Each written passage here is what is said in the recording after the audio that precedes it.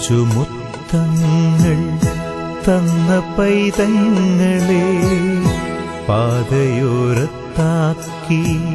പിരിയുന്നു മൂകമായി കരുണാമയൻ കൂട്ടായി വരും. സ്നേഹിച്ചു മുത്തങ്ങൾ തന്ന പൈതങ്ങളെ പാതയോരത്താക്കി പിരിയുന്നു മൂകമായി കരുണാമയൻ കൂട്ടായി വരും. പരലോകവാടിയിൽ കാണാം വീണ്ടും യാത്രയാകുന്നിതാ പ്രിയജനമേ. കരയല്ലേ കരയല്ലേ പോകുന്നു ഞാൻ. ഈ കണ്ണുനീരിൽ കാണുന്നു സ്നേഹത്തിൻ കടലെന്നാലും പോകാതെ വയ്യ. ഈ കണ്ണുനീരിൽ കാണുന്നു സ്നേഹത്തിൻ കടലെന്നാലും പോകാതെ വയ്യ. യാത്രയാകുന്നിതാ പ്രിയജനമേ. കരയല്ലേ കരയല്ലേ പോകുന്നു ഞാൻ.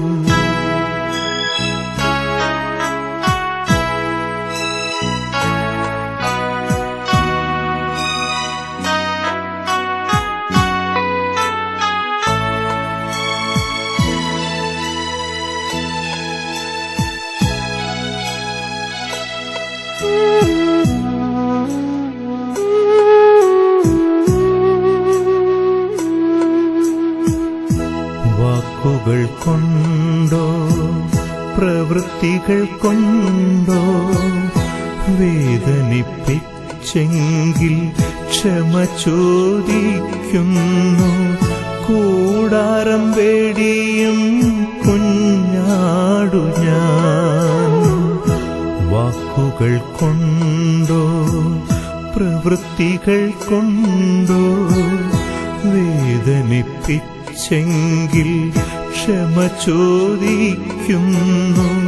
കൂടാരം വേടിയും കുഞ്ഞാടു ഞാൻ.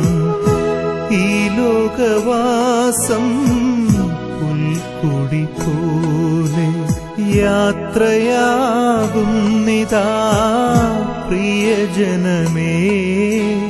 കരയല്ലേ കരയല്ലേ പോകുന്നു ഞാൻ.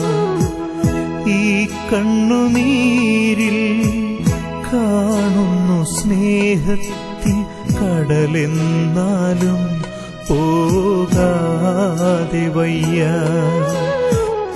ഈ കണ്ണുനീരിൽ കാണുന്നു സ്നേഹത്തിൻ കടലെന്നാലും പോകാതെ വയ്യ.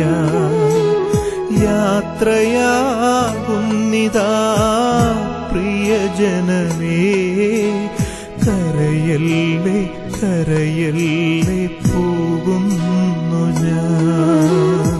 കരയല്ലേ കരയല്ലേ പോകുന്നു ഞാൻ. ബഹുമാനായ പ്രൊഫസർ ബാച്ചൻ, പ്രിയപ്പെട്ട ബഹുമാനായ പൗലോസച്ചൻ, ജോണായച്ചൻ, സിരിയച്ചൻ, പ്രിയ സഹോദരങ്ങളെ, നമ്മളെല്ലാവരും സാധാരണയായി രാവിലെ ദിനപത്രം ലഭിക്കുന്നതായ സന്ദർഭത്തിൽ പത്രത്തിലെ ആരെങ്കിലും നമ്മുടെ പ്രിയപ്പെട്ടവരോ ബന്ധപ്പെട്ടവരോ ആയിട്ടുണ്ടെങ്കിൽ ആ വായിച്ചുകൊണ്ടിരിക്കുന്ന ആദ്യം ആ പത്രം തുറന്നപ്പോഴുണ്ടായിരുന്നൊരു പ്രസന്നഭാവം പലപ്പോഴും നമ്മുടെ മുഖത്ത് കാണുവാൻ സാധിക്കുകയും വളരെ ശ്രദ്ധേയമായ ഒരു വേദഭാഗം നിങ്ങൾ ശ്രദ്ധയിലേക്ക് കൊണ്ടുവരികയാണ്. വെളിപാട് പുസ്തകം 14-ാം അധ്യായത്തിന്റെ 13-ാമത്തെ വാക്യത്തിൽ ഇപ്രകാരം ഒരു വാക്യമുണ്ട്: ഞാൻ സ്വർഗത്തിൽ നിന്നും ഒരു ശബ്ദം കേട്ടു, അത് പറഞ്ഞത്, എഴുതുക, ഇന്നു മുതൽ കർത്താവിന് മരിക്കുന്ന മൃതന്മാർ ഭാഗ്യവാന്മാർ, അതേ അവർ തങ്ങളുടെ പ്രയത്നങ്ങളിൽ നിന്നും വിശ്രമിക്കേണ്ടതാകുന്നു. അവരുടെ പ്രവൃത്തി അവരെ പിന്തുടരുന്നു എന്ന് ആത്മാവ് പറയുന്നു. സ്വർഗത്തിൽ നിന്നും ഒരു ശബ്ദം കേൾക്കുന്നു. അത് പറയുന്നത്, എഴുതുക, ഇന്നു മുതൽ കർത്താവിൽ മരിക്കുന്ന മൃതന്മാർ ജീവിതത്തിൽ പകർത്തുക. രണ്ടാമതായിട്ട് കർത്താവിന്റെ പ്രവൃത്തികൾ നമ്മുടെ ജീവിതത്തിൽ കാണിച്ചു കൊടുക്കുക. മൂന്നാമതായിട്ട് കർത്താവിനോടൊപ്പമുള്ള ജീവിതം നമ്മുടെ ജീവിതത്തിൽ ഒരുക്കുക എന്നുള്ളതാണ്. അപ്പോൾ അങ്ങനെയുള്ളവരാണ് കർത്താവിൽ മരിക്കുന്ന മൃതന്മാർ ഭാഗ്യവാന്മാരെന്ന് പറയുന്നു. അപ്പോൾ കർത്താവിൽ ജീവിക്കുന്നവർക്ക് മാത്രമേ കർത്താവിൽ മരിക്കുവാനായിട്ട് സാധിക്കുകയുള്ളൂ. രണ്ടാമത് പറയുകയാണ്, അതേ അവർ തങ്ങളുടെ പ്രയത്നങ്ങൾ ജീവിക്കുന്നു, അല്ലെങ്കിൽ കുടുംബത്തിന് വേണ്ടി ജീവിക്കുന്നു, അല്ലെങ്കിൽ തനിക്ക് വേണ്ടി തന്നെ ജീവിക്കുന്നു, മറ്റു പലതിനും വേണ്ടി തത്രപ്പെടുന്നതായ ആ വ്യാപാരങ്ങളെല്ലാം, ആ പ്രവർത്തനങ്ങളെല്ലാം അവസാനിപ്പിച്ചിട്ട് ഇനി പറയുകയാണെങ്കിൽ അവർ വിശ്രമിക്കേണ്ടിയിരിക്കുന്നു. വിശ്രമിക്കും. ദൈവത്തോടൊപ്പമുള്ള ഒരു രാജ്യമുണ്ട്. ഗർഭസ്ഥ ശിശു അമ്മയുടെ ഉദരത്തിൽ കിടന്നിട്ട് അത് ആ 30 മാസക്കാലത്തോളം അതിന്റെ ലോകം എന്ന് പറയുന്നത് അമ്മയുടെ ഉദരമാണ്. അമ്മയുടെ ഉദരം വിട്ടിട്ട് വേറൊരു ലോകത്തിലേക്ക് വരുന്നതാണ് ഇന്നത്തെ നമുക്ക് വിശ്രമിക്കേണ്ടതായ സമയം വരുന്നതേ ഉള്ളൂ. അപ്പോൾ ഇവരെല്ലാം പ്രവർത്തനങ്ങൾ തിരുത്തിരിക്കുന്നു. ആ പ്രവർത്തനങ്ങൾ തിരുത്തിരിക്കുന്ന അവസരത്തിൽ ഇനി അവർ വിശ്രമിക്കുകയാണ് നമ്മുടെ ജീവിതത്തിൽ പ്രവർത്തിക്കുന്നതെങ്കിൽ തിന്മയുടെ ഗ്രന്ഥം തന്നെ നമ്മുടെ മുമ്പാകെ തുറക്കപ്പെടും എന്നുള്ള കാര്യത്തിൽ യാതൊരു സംശയമില്ല. അപ്പോൾ മരണത്തിൽ അവരുടെ പ്രവൃത്തികൾ അവരെ പിന്തുടരുന്നു എന്ന് പറയുമ്പോൾ ഇന്ന് ഈ അമ്മച്ചി നമ്മളിൽ നിന്ന് വേർപെട്ടു പോകുന്നതായ സന്ദർഭത്തിൽ ഈ ജീവിതത്തിൽ വന്നതായ സർവ്വ പ്രവർത്തനങ്ങളും അവരോടൊപ്പം കൂടെ പോകുന്നു എന്നുള്ളതാണ്. അപ്പോൾ മരണം നൽകുന്ന മൂന്നാമത്തെ ഒരു സന്ദേശം, ഈ ആഹ്വാനം എന്ന് പറയുന്നത് നമ്മുടെ പ്രവർത്തനങ്ങൾ നമ്മളെ പിന്തുടരുന്നു എന്നുള്ളതാണ്. അപ്പോൾ ഒന്നാമതായിട്ട് കർത്താവിൽ മരിക്കുന്ന മൃതന്മാരാണ് ഭാഗ്യവാന്മാർ. അതായത് എനിക്ക് തോന്നുന്നത് ഈ അമ്മച്ചിയുടെ ജീവിതത്തെ അവിടെ ചെല്ലുന്നതായ സന്ദർഭത്തിലെല്ലാം ഞാൻ ഈ പ്രിയപ്പെട്ട മാതാവിനെ കാണുവാൻ പോകുമായിരുന്നു. ആ സന്ദർഭങ്ങളിലെല്ലാം വളരെ സ്നേഹത്തോടുകൂടി സന്തോഷത്തോടുകൂടി വിശേഷങ്ങൾ ചോദിക്കുന്ന ഒരു സ്നേഹമയിയായ അമ്മയെ നമുക്ക് കാണുവാൻ സാധിക്കും. ഞാൻ ഓർക്കുകയാണ്, ഞാൻ തുറന്നു പറയുകയാണ്, സാധാരണയായി ഈ മക്കളെ വ്യക്തിപ്പിച്ചു നിർത്തുന്നത് കാരണവന്മാരുടെ പ്രവർത്തനങ്ങളാണ്. മക്കളെ അകറ്റുന്നതിൽ പോലും കാരണവന്മാരുടെ പ്രവർത്തനങ്ങൾ ഒരു പരിധിയോളം കാരണമാകാറുണ്ട്. മക്കളെ എല്ലായ്പ്പോഴും ഒരുപോലെ കാണുന്നതായ ഒരു മനോഭാവം പല കാരണന്മാരിലും അന്യമായി പോയിട്ടുള്ള ഒരു വസ്തുതയാണ്. എന്നാൽ ഇവിടെ മോളേമലയില് ഇവര് 6 മക്കൾ, എന്റെ കണക്ക് ശരി 6 മക്കൾ ആണ് എന്നുള്ളതാണ് ഞാൻ മനസ്സിലാക്കിയത്. ഈ 6 മക്കളും വളരെ സ്നേഹത്തോടും സന്തോഷത്തോടും കൂടി കഴിയുന്നു എന്നുള്ളത് അതിൽ ഞാൻ മനസ്സിലാക്കുന്നു. ഇവരുടെ ഒരു മക്കൾ പോലും പല അധാർമികമായ പ്രവർത്തനങ്ങളിലൂടെ പണം സമ്പാദിക്കുന്നവരോ അല്ലെങ്കിൽ മറ്റ് സ്ഥാനങ്ങൾ വഹിക്കുന്നവരോ ആയി തീർന്നില്ല എന്നുള്ളതാണ് ഈ അമ്മയ്ക്ക് ഈ ലോകത്തിൽ നൽകുന്ന ഏറ്റവും വലിയ ഒരു കാര്യം എന്ന് പറയുന്നത്. അവർ മക്കളെ ദൈവഭയത്തിൽ വളർത്തി ദൈവത്തിന് വേണ്ടി അവർ മക്കളെ വിട്ടുകൊടുത്തു. ദൈവിക പ്രവർത്തനങ്ങൾ അത് അച്ഛനോ മെത്രാശനോ ആകണമെന്നില്ല. ദേവാലയത്തിന്റെ പ്രവർത്തനങ്ങൾക്ക് വേണ്ടി ദൈവത്തിന് വേണ്ടി പ്രവർത്തിക്കുവാൻ വേണ്ടി സദാ സന്നദ്ധരായിരിക്കുന്ന സൽസ്വഭാവികളായ നല്ല മക്കളെ ദൈവത്തിന് നൽകി എന്നുള്ളത് ഈ അമ്മയുടെ പ്രയത്ന ഫലമാണ്. അപ്പത്തെ ജീവിതത്തിൽ നിന്ന് വേർപെട്ടിട്ട് പോലും ആ വേർപാടിനെ ഒരു തലവും അറിയിക്കാതെയാണ് ഈ അമ്മ മക്കളെ കരുതിയത് എന്നുള്ളത് ഈ അവസരത്തിൽ ഓർമ്മിക്കുകയാണ്. അപ്പോൾ അതുകൊണ്ടാണ് ദൈവത്തിലുള്ള പ്രത്യാശയും ആ ദൈവത്തിലുള്ള പ്രത്യാശയോടൊപ്പം മക്കളുടെ കാര്യത്തിലുള്ള അതിസൂക്ഷ്മമായ ചിന്തയും എന്ന് പറയുന്നത്. അതുകൊണ്ട് തീർച്ചയായിട്ടും ഈ അമ്മ കർത്താവിൽ മരിച്ചു എന്ന് നമുക്ക് നിസ്സംശയം പറയാൻ പറ്റും. ദൈവത്തോടുള്ള ബന്ധത്തിൽ അവർ മുറുകെ ജീവിച്ചു, വിശുദ്ധ കുർബാനയെ അനുഭവിച്ചു, അല്ലെങ്കിൽ മറ്റ് ദൈവവുമായിട്ടുള്ള ബന്ധത്തിൽ സജീവമായിട്ട് മുമ്പോട്ട് പോയ വ്യക്തിയാണ്. അതുകൊണ്ട് തന്നെ കർത്താവിൽ മരിച്ചു എന്ന് പറയുന്നത് തീർച്ചയായിട്ടും ഇവരുടെ ജീവിതത്തെ സംബന്ധിച്ച് അർത്ഥപൂർണമാണ്. വീണ്ടും പറയുന്നത് ഇനി അവർ വിശ്രമിക്കേണ്ടിയിരിക്കുന്നു. അവർ വിശ്രമിക്കട്ടെ. കാരണം അത് വിശ്രമിക്കുന്നത് നമ്മുടെ കൂടെയല്ല, മറിച്ച് നമ്മുടെ ചിന്തയിലാണെങ്കിൽ പോലും ദൈവരാജ്യത്തിൽ ദൈവത്തോടുള്ള പന്തിയിലാണ് അവരുടെ സ്ഥാനം എന്നുള്ള കാര്യത്തിൽ നമുക്ക് ആശ്വസിക്കാം. നൽകുന്ന സന്ദേശം ഈ 3 സന്ദേശത്തിൽ നിന്നും മക്കൾക്കും ഈ സമൂഹത്തിനും നൽകുന്ന സന്ദേശം നമ്മളുടെ കർത്താവ് നമ്മുടെ പ്രവർത്തനങ്ങൾക്ക് ഫലം നൽകും എന്നുള്ളതുകൊണ്ട് നമ്മുടെ പ്രവർത്തനങ്ങൾ സൽഫലങ്ങൾ നിറഞ്ഞ പ്രവർത്തനങ്ങളായി തീരട്ടെ എന്നുള്ളത് പ്രിയ മാതാവേ, ഞങ്ങളിതാ ജഡപ്രകാരം ഈ ലോകത്ത് ഇന്ന് അമ്മയോട് വിട ചൊല്ലുകയാണ്. ആശ്വാസത്തിന്റെ നാളിൽ ഞങ്ങളെല്ലാവരും നമുക്കെല്ലാവർക്കും ദൈവത്തിന് മുമ്പാകെ ഒന്നിക്കുവാൻ ദൈവം അവസരം നൽകട്ടെ എന്ന് പ്രാർത്ഥിക്കുന്നു. ദൈവത്തിന് മുമ്പാകെ സർവ്വ പ്രാർത്ഥനകളും അർപ്പിക്കുകയും ചെയ്യും.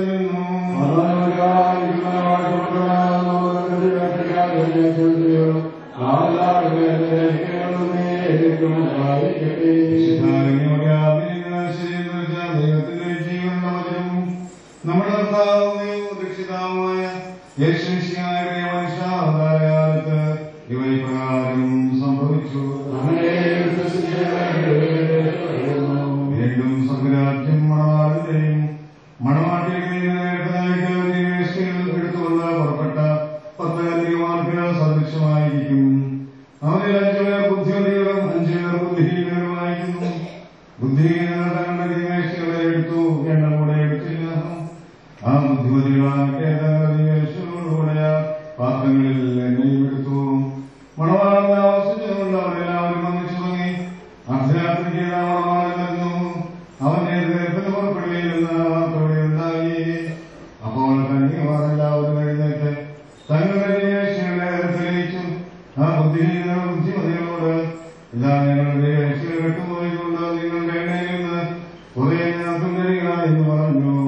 ആ ബുദ്ധിമതികൾ മറുപടിയായിട്ട് ഞങ്ങൾക്കും നിങ്ങൾക്കും മതിയാകാതെ വന്നേക്കാം, നിങ്ങൾ കച്ചവടക്കാരെടുത്ത് പോയി വാങ്ങുകയില്ലെന്ന് പറഞ്ഞു. അവർ വാങ്ങുവാൻ പോയപ്പോൾ മണവാളൻ വന്നു. ഒരുങ്ങിയെന്ന് അവനോട് കൂടി ശാലയിൽ പ്രവേശിച്ചു. പറഞ്ഞു അവർ ഉത്തരമായിട്ട് അവരോട് നിങ്ങളെ ഞാൻ അറിയില്ലായെന്ന് സത്യമായിട്ട് ഞാൻ നിങ്ങളോട് പറയുന്നു എന്ന് പറഞ്ഞു. ആയതുകൊണ്ട് ദിവസത്തെയും ആ സമയത്തെ നിങ്ങൾക്ക് അറിഞ്ഞുകൂടാത്തതിനാൽ ജാഗ്രതയായിരിക്കും. പറയുമോ നിങ്ങൾക്കെല്ലാവർക്കും സംപ്രീതി ഉണ്ടായിരിക്കട്ടെ. നിന്നോട് ഞങ്ങൾ അപേക്ഷിക്കുന്നു. സത്യവിശ്വാസത്തോടുകൂടി വാങ്ങിച്ചുകൊണ്ടിരിക്കുന്നവരുമായ എല്ലാവർക്കും വേണ്ടി നിന്റെ കരുണയും പാപബോധനവും അവർക്ക് നൽകപ്പെടുവാനായി ഞങ്ങൾ അപേക്ഷിക്കുന്നു.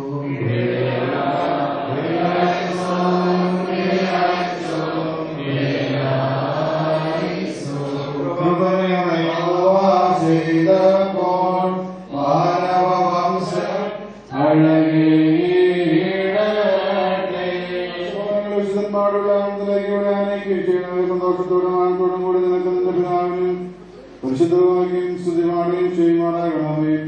പ്രയത്നമുള്ള വിശ്രമത്തിലേക്കുള്ള സംരക്ഷണത്തിലും വിശുദ്ധന്മാരുള്ള ആനന്ദമായിട്ട് പിതാവിന്റെയും പുത്രന്റെയും പരിശുദ്ധമായ നാമത്തിൽ നിത്യജീവന് വേണ്ടി ഈ തൈലം ഒഴിക്കപ്പെടുന്നു.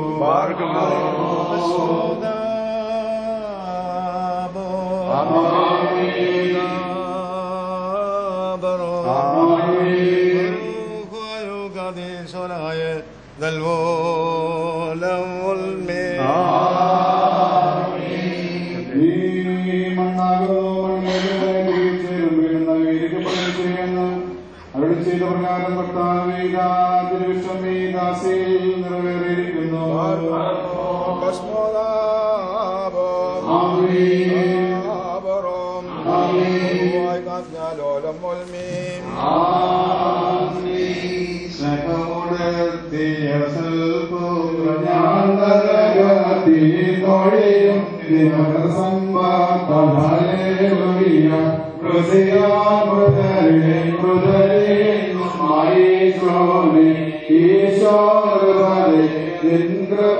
വാക്കും ഞങ്ങൾ ലോകത്തിന്റെ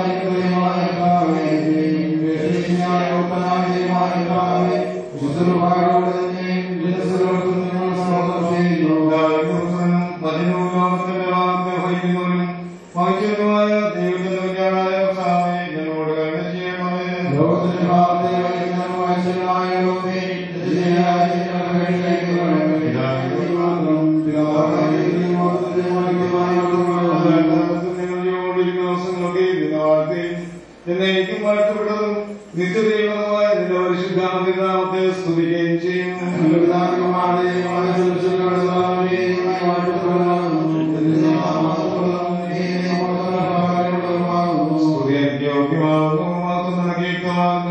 സകലത്തിന്റെ ദൈവവും സത്യത്തിന്റെ പിതാവായവരെ നിലക്കുന്നില്ലേരാജനും ജീവനുള്ള വിശുദ്ധമുഖായിരിക്കും ഇപ്പോഴും എല്ലാ സമയത്തും എന്നേക്കും ചേർച്ചയാകുന്നു. ആമേൻ.